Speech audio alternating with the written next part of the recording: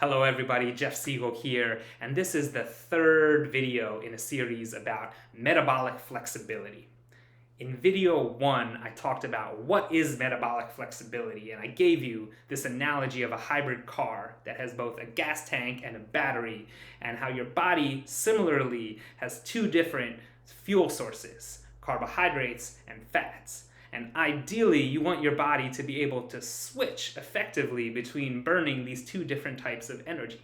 And that the easier it is for your body to move from fat burning to carb burning and then back to fat burning, right, the better off you are going to be. Right? So if you ever notice that you get a big crash after you eat a high carbohydrate meal, or if you notice that you can't go a long time without eating, you constantly need snacks or a steady stream of stimulants to keep your energy levels up, or fasting is really hard for you, this might be a sign that you have lost some of your metabolic flexibility. All right, and long term, the consequences of this can be pretty severe, right, leading to all sorts of things like diabetes or metabolic disorders that you do not want. So the idea of retaining metabolic flexibility is super, super important. Right? And then in video 2, I talked about the 3 different toggles or tools that you can use in your lifestyle to help train your metabolism to stay flexible.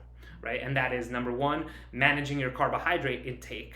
And number 2, it is looking at exercise, specifically the type of exercise that you're doing, and whether that exercise is training your body to be using these sugar burning pathways or training your body to be using fat burning pathways.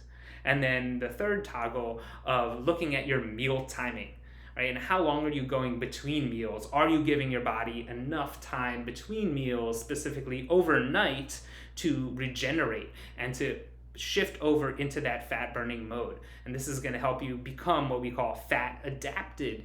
All right? And then here in this video, what I want to talk about is the 2 primary things that tend to disrupt metabolic flexibility.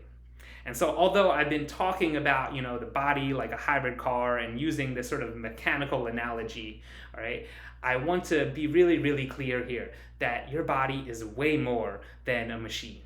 And although that is one helpful lens for looking at and understanding your physiology, it can't be our only lens for looking at the body. We need a much broader and a more holistic view of what's going on. Because guess what?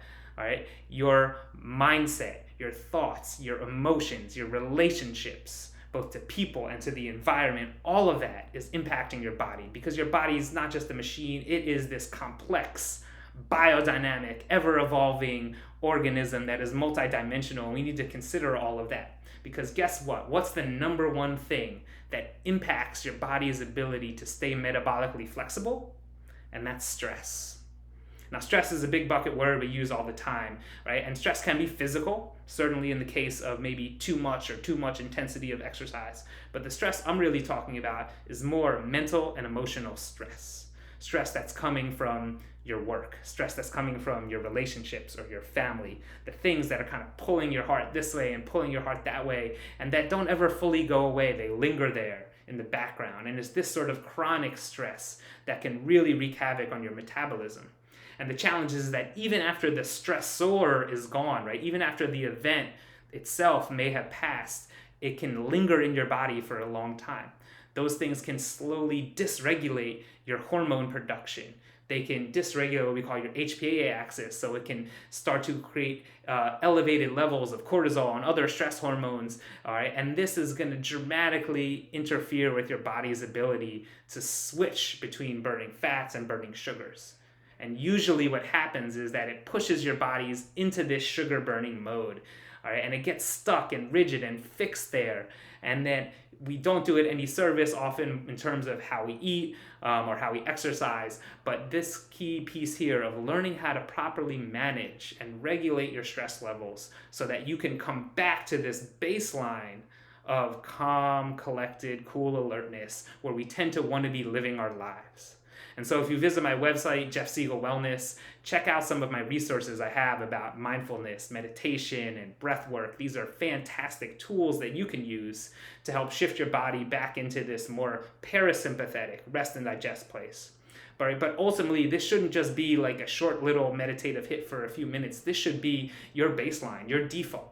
You need to be living a recovery-based lifestyle where you can let the little things that come and show up in your life, all those fires, all right, that tend to pop up, right, not throw you off your game. You want to be able to find that center and stay there during the day and not lose your shit all right, when something bad happens. And learning how to be able to better manage and navigate yourself through all that is going to be really, really helpful. All right, because this leads to the second primary disruptor of metabolic flexibility, and that is sleep, or specifically the lack of sleep. Right? Sleep deprivation, as you probably know, has tremendously negative consequences for your body. Right? It disrupts all sorts of hormones and enzymes, and we talked a little bit about in the previous video this idea of sort of biocircadian rhythms, right? That your body and your different organs have these 24-hour cycles at which certain times they ramp up production of some enzyme, and at other times they ramp up production or secrete these other fluids. And the problem is that when your sleep, all right, is lackluster, you are throwing off all of these rhythms.